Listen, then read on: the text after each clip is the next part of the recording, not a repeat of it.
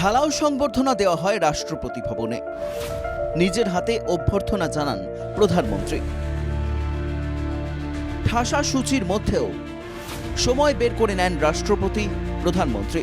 সশরীরে উপস্থিত থাকেন দ্রৌপদী মুর্মু, মোদি।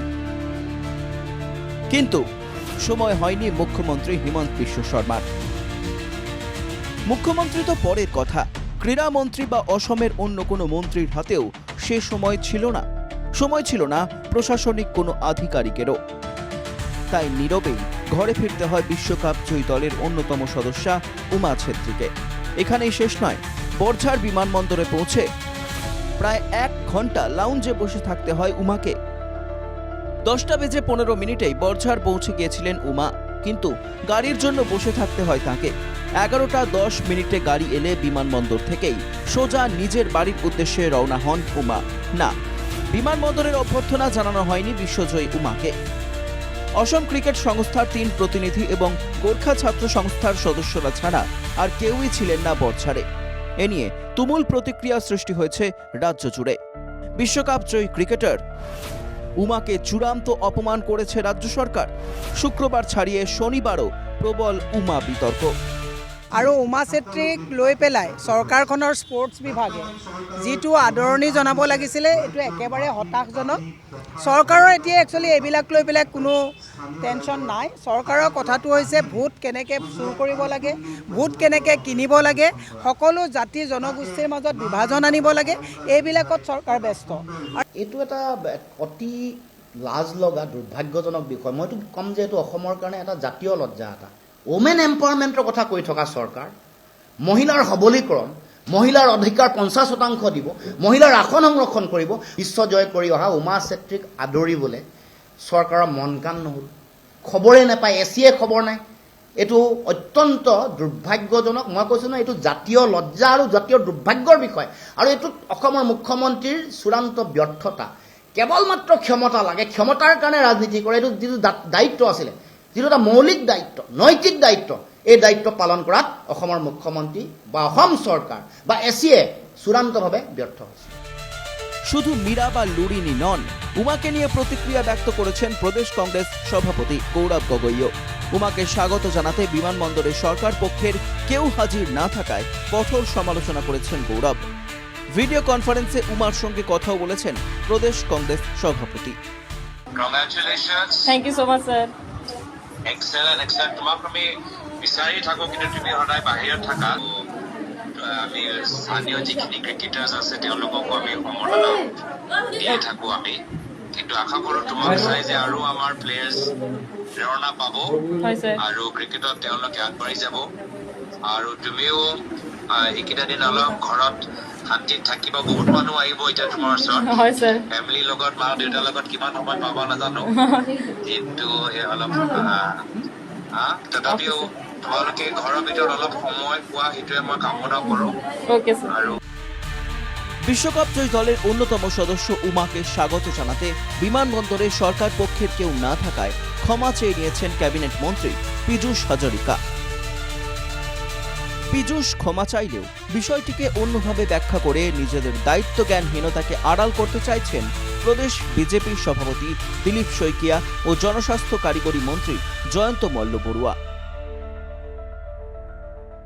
কাইলৈ যে সন্ধিয়া 6টা বজাত তেওঁৰ ফ্লাইট দিল্লীৰ পৰা, সেই কথাটো যি ধৰণে পৰিকল্পনা কৰি হ'ব লাগিছিল সেই ধৰণে নহ'ল।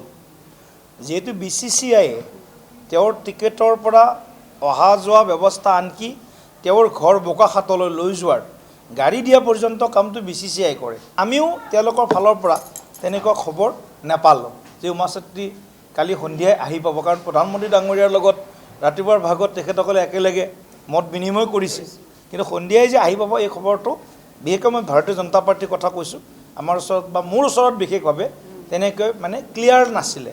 আচলতে কথাটো হয়তো এনেকুৱা হ'ব, মই যেহেতু ক্ৰীড়া মন্ত্ৰী নহয় মই কথাটো গম নাপাম, কিন্তু হয়তো এনেকুৱা হ'ব যেহেতু ক্ৰীড়া সন্থাৰ পৰা হয়তো খবৰ নাপাব পাৰে বা ক্ৰীড়া সন্থাই যাব বুলি ভাবিব পাৰে। চৰকাৰে আগৰ পৰা চৰকাৰে তেওঁৰ ঘৰলৈকে যোৱাৰ যিটো ব্যৱস্থা বা সম্বৰ্ধনা জনোৱাৰ ব্যৱস্থা সেইটো কৰি ৰখা হৈছে। এদিকে আবার বৃহস্পতিবার রাতে বিমানবন্দরে যাননি বলে প্রবল সমালোচনার মুখে পড়তে হয় ক্রীড়ামন্ত্রী নন্দিতা গার্লোসাকে। শুক্রবার রাতে তাই তড়িঘড়ি বোকাখাতে উমাদের বাড়িতে চলে যান নন্দিতা। সেখানে সম্বর্ধনা জানানো হয় উমাকে। This is my first meeting with Uma. I really appreciate the way that she had played and then she came up as a team champion. बहुत ही अच्छा लगा because what we saw to Uma आज कैसे हुआ है. I heard her stories and all. তিনি ক্রীড়ামন্ত্রী এবং উমার সঙ্গে এই তার প্রথম দেখা, অকপট স্বীকারোক্তি নন্দিতার। ড্যামেজ কন্ট্রোলে ক্রীড়ামন্ত্রী নন্দিতা গার্লোসা। উমাকে অবহেলার দায়ে অভিযুক্ত অসম ক্রিকেট সংস্থাও দায়সারা মন্তব্য করে নিজেদের আড়াল করতে চাইছে। সংস্থার সভাপতি তরঙ্গ গগৈ কি বলেছেন এবার শুনে নেওয়া যাক সেটা। কিন্তু উমা চেত্ৰীয়ে ঘৰ যাওঁ বুলি কোৱাৰ কাৰণে BCCI তাইৰ দায়িত্ব লৈছিলে ঘৰলৈকে পোৱাই দিয়াটো। আমাৰ ACA গাড়ী বুক কৰি দিয়া নাই, ফ্লাইট টিকেট BCCI বুক কৰিছে, তাই এয়াৰপৰ্টৰ বগা যোৱা গাড়ীখন BCCI বুক কৰি দিছে। BCCIৰ দায়িত্ব তাইক ঘৰত ভালকৈ থৈ আহাটো। তো আমি তাৰ মাজত সোমাবও নোৱাৰোঁ, প্ৰট'কল কিছুমান থাকে, তো কাৰণে BCCI তাইক ঘৰত থৈ আহিলে। উমা চেত্ৰী আমাৰ কাৰণে কেতিয়াও এগৰাকী গোৰ্খা সম্প্ৰদায়ৰ খেলুৱৈ বা ব্যক্তি নাছিলেই। আমি সদায় কৈ আহিছোঁ যে উমা চেত্ৰী প্ৰথম অসমীয়া যি ভাৰতৰ দলত ক্ৰিকেট খেলিছে। যদি আপোনালোকে মোৰ আগৰ বক্তব্য বা যদি বাইট চাই, আমি কৈ আহিছোঁ যে উমা চেত্ৰী প্ৰথম অসমীয়া যি ভাৰতৰ দলত খেল বা প্ৰতিনিধিত্ব কৰিছে। BCCI এর কোর্টে বল ঠেলে দিয়ে নিজেদের আড়াল করতে চাইছে ACA। কিন্তু প্রশ্নটা হলো BCCI সচিব দেবজিৎ শইকিয়াও তো এই অসমেরই এবং তরঙ্গদের সঙ্গে বন্ধুত্বের মতোই সম্পর্ক। সেক্ষেত্রে ভুল বোঝাবুঝির এই প্রশ্নটাই অবান্তর। প্রকৃত সত্যটা হলো উমাকে উষ্ণ অভ্যর্থনা জানানোর পরিবর্তে বিমানবন্দরে তাকে একা ছেড়ে দিয়ে চরম অপমান করা হয়েছে বিশ্বকাপ জয়ী ক্রিকেটারকে। গোর্খা সম্প্রদায়ের বলেই কি সরকারের এই উপেক্ষা? অসম ক্রীড়া ইতিহাসের পাতায় লিপিবদ্ধ হয়ে থাকবে লজ্জাজনক এই অধ্যায়। আর তার দায় নিতে হবে মুখ্যমন্ত্রী, ক্রীড়ামন্ত্রী সহ অসম সরকারকে। দায় নিতে হবে অসম ক্রিকেট সংস্থা এবং BCCI সচিব দেবজিৎ শইকিয়াকেও। Bureau report, NKTV Bangla.